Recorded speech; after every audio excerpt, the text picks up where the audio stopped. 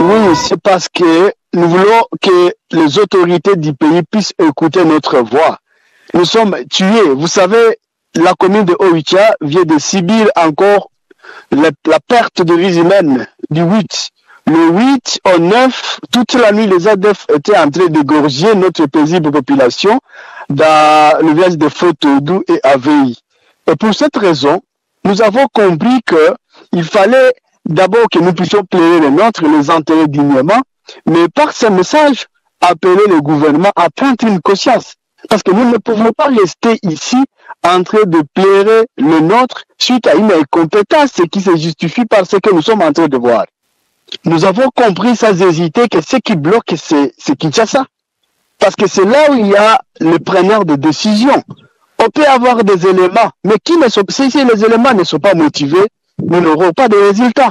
On peut avoir des militaires, mais si on n'a pas des appareils qui peuvent nous aider à localiser ces ennemis-là, rien ne sera fait. Mais nous avons compris que Kinshasa est en train de prendre avec des épaissettes cette situation des ADF.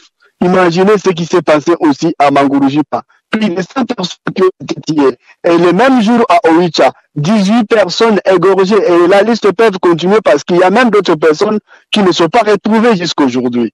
Mon cher, c'est une chose à prendre avec beaucoup de considération. On ne doit pas rester audacieux à faire la politique et à ignorer cette paisible population qui le vote. C'est quand même désolant.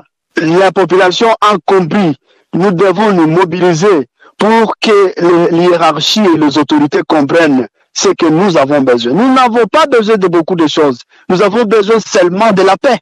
Et c'est comme ça qu'en 100% la population a compris le mot d'ordre. On est à la maison, on enterre les nôtres en pleurant. C'est vraiment une tristesse grave. Chaque jour, on ne se focalise plus au développement. C'est seulement enterrer les humains qui ont été tués sauvagement.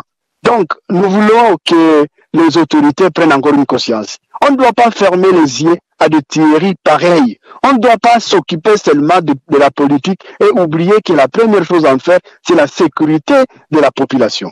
Oui, nous avons commencé hier et aujourd'hui nous allons finaliser l'inhumation. Mais il y a encore des compatriotes, comme j'ai dit tantôt, qui ne sont pas retrouvés jusque-là.